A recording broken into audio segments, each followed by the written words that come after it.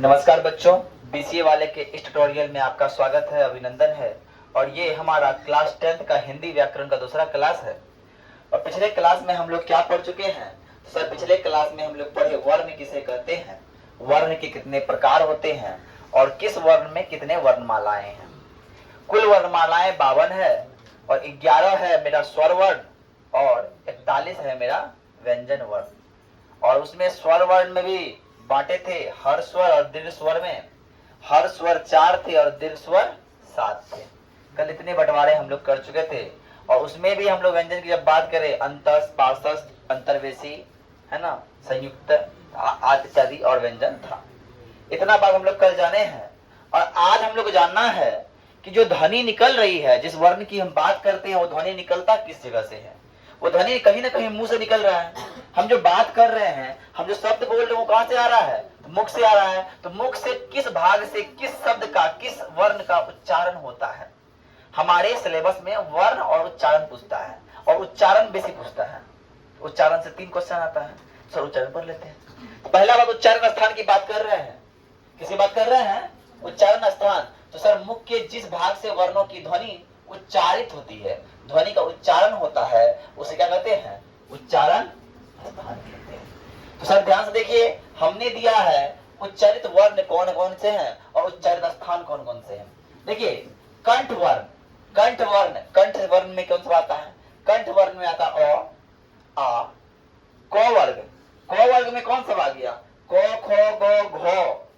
अंग नहीं, क ख ग घ तक अंग नहीं आएगा। अंगों से आ जाएगा नासिक वर्ण में आता है अंग, यो, दंत नो, मूर्धन्त नो और मो। तो अ आ क वर्ग, क ख ग घ और विसर्ग और ह, ये कहां से निकलता है? तो ये हमारे कंठ के द्वारा निकलता है। कहां से निकलता है? कंठ से निकलता है। और दूसरा होता है तालु वर्ण। तालव्य वर्ण क्या है? तालव्य वर्ण में तालु का इस्तेमाल किया जाता है। तालु मतलब क्या? ऊपर वाला जो तालु है वो जीव को छूता है। जीव जो है ना उसको छूने लगता है, टच करता है कि नहीं? कोई बोलो हर्षई छू रहा है, दुर्गई है क्या ना, है ना, हर्षई, दुर्गई, च, छ, ज, झ, है ना, और यो, और ये कौन है? तालेब स, तालेब, तालु, तालेब स। समझा ना? तो किससे इस्तेमाल करते हैं? तालु का इस्तेमाल होता है। तालु का हम लोग प्रयोग करते हैं। आई बात समझ? अब आते हैं मूर्धा, है ना, री, री देख रही है, ट, ठ, ट, ठ, ड, ढ, र, मूर्धन्त स, मूर्धा, मूर्धन्त स, मूर्धा। बात समझ में आ रहा है ना?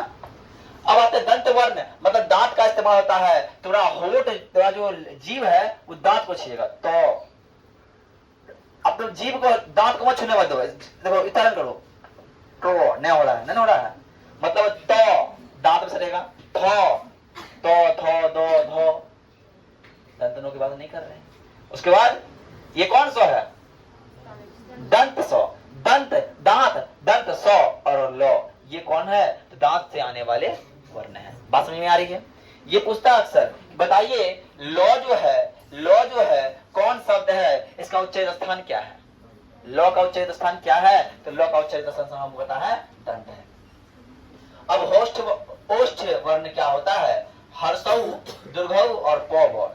हर्षौ, दुर्घौ मतलब होठ का प्रयोग होगा उसमें।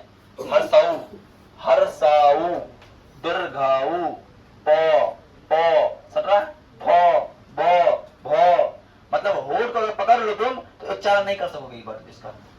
लेकिन हर्षई के लिए, हर्षई बिना होठ का इस्तेमाल हम कर रहे हैं ना। लेकिन अगर इन वर्णों का इस्तेमाल बिना होठ के हम नहीं कर सकते तो क्या है? इसका उच्चारण कहां है? होठ है। अब बात समझिए। अब कुछ ऐसे वर्ण हैं जिसका उच्चारण के लिए दो चीज चाहिए, 3 चीज चाहिए। जैसे मान लीजिए हम कंठ ताल्य वर्ण की बात कर रहे हैं, इसके लिए कंठ भी चाहिए और तालु भी चाहिए।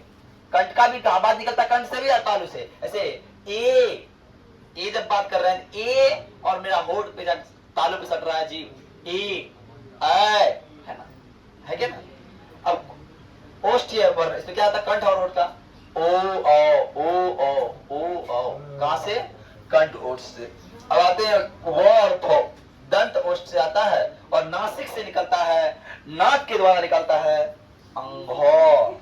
मतलब नाक से बोलना चाहिए। अगर सही उच्चारण कोई बात है अंघो, यो है ना, मूर्धन्त नो है ना, दंत नो, मो, इसका उच्चारण कौन से करेंगे? नासिक से करेंगे, नाक के द्वारा होता है। ये देखिए, ये जो जितना बताएं ये सबसे बेसी इंपॉर्टेंट था। हम इनमें से सबसे बेसी इंपॉर्टेंट कोई बोले तो, और कल जो वर्ण पढ़े वर्ण में सबसे इंपॉर्टेंट यही चीज है। जो लिखे हैं ये छोटा सा चीज बहुत भारी चीज है ना। अब आइए हम लोग बात करते हैं, शब्द की बात करते हैं, वर्ण के बाद हम जाएंगे शब्द पर। शब्द किसे कहते हैं? तो सर एक वर्ण क था और क में आकार लगा दिए और नौ लगा दिए तो कान हो गया, कान एक शब्द बन गया, है क्या? मेरा एक वर्ण क्या था?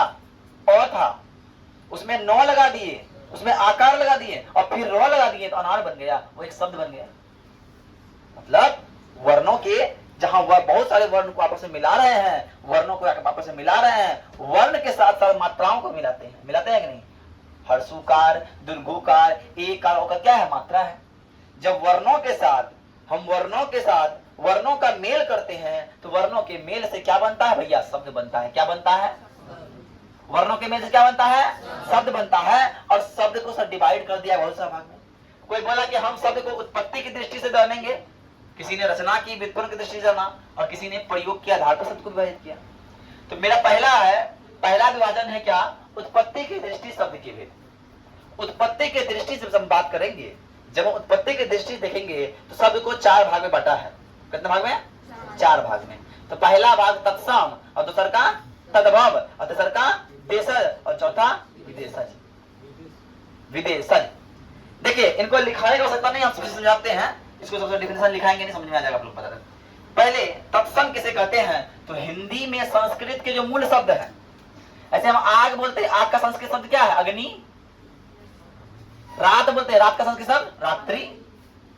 सूरज बोलते हैं, सूरज का सूर्य है ना, घोड़ा का अश्व होता है क्या? हिंदी में संस्कृत के जो मूल शब्द है उसका बोलेंगे तत्सम बोलेंगे। क्या बोलेंगे? और तत्सम के बदले जिनका प्रयोग कीजिएगा तद्भव हो जाएगा। हिंदी में संस्कृत के मूल शब्द को तत्सम बोलेंगे और तत्सम के बदले जिसका प्रयोग करेंगे वो तद्भव हो जाएगा। मतलब क्या? तत्सम के बदले क्या प्रयोग करते हैं? मान लो अग्नि था, अग्नि जो हम आग लिख दिए, आग क्या होता? तद्भव हो गया। अरे आग क्या हो गया? तद्भव हो गया। सूर्य था, सूर्य का हम सूरज बोल दिए, वो क्या हो गया? तद्भव हो गया। अरे रात्रि था, रात बोल दिए, तद्भव हो गया। मतलब हिंदी के जो शब्द थे जैसे उसका उल्टा कर दो या फिर तत्सम के बदले जिनका प्रयोग कर दो क्या होता? अब होता है देशज, एक होता है विदेशज। और जिन शब्दों का जन्म देश में हुआ हो, हमारा शब्द का देश का शब्द क्या है? डिबिया, मेरा सब देश का शब्द है। लोटा है कि ना, फुनगी, ये सब क्या है? मेरा देश का शब्द है। तो ऐसे शब्द क्या है? देशज है। लेकिन विदेशी शब्द कौन है? सुनिए पहले, ऐसे शब्द जिनका जन्म विदेश में हुआ हो, विदेशज। स्कूल, उसका हिंदी नाम विद्यालय है लेकिन बोलते हैं स्कूल। तो मम्मी ने बोलता विद्यालय कहे नहीं गई, अरे स्कूल करने के जो खाया जो स्कूल का बोलता है कि ना, आधी रोटी खाएंगे फिर भी स्कूल जाएंगे, ऐसा लिखा आधी रोटी खाएंगे फिर भी विद्यालय जाएंगे, ऐसा नहीं था। स्कूल, तो स्कूल शब्द कहां से आया? तो विदेश से आया। हॉस्पिटल, अस्पताल नहीं बोलता, लोग हॉस्पिटल बोलता है। हॉस्टल है कि ना। ये जितने शब्द हैं ये सारे शब्द कहां के हैं? विदेशी शब्द हैं। कितने शब्द हैं? विदेशी शब्द हैं। अब यहां आता है, अब यहां देखिएगा, बोलता है खलिहान। खलिहान जो है ये कौन शब्द है? खलिहान तत्सम है, तद्भव है, देशज है, विदेशज है। खेत खलिहान हम लोग बोलते थे तो देशज शब्द हो गया। खेत खलिहान कौन शब्द है? देशज शब्द है। खलिहान कौन शब्द है? देशज शब्द है सर। लोटा कौन शब्द है? देशज है ना। हरिद्रा, हरिद्रा एक शब्द दिया, हरिद्रा कौन शब्द है? तो हरिद्रा जो है तत्सम शब्द है। हरि का जो है तत्संस्कृत रूप हरिद्रा है। समझ में? तो यहां से बात समझ में आ गया। मेरा हिंदी क्लास इतना ही है, कल होगा फिर तीसरा क्लास, उसके बाद देख परसों फिर 3 दिन बंद रहेगा हिंदी क्लास चलेगा। तो आज के लिए इतना ही। जय हिंद, जय भारत, धन्यवाद।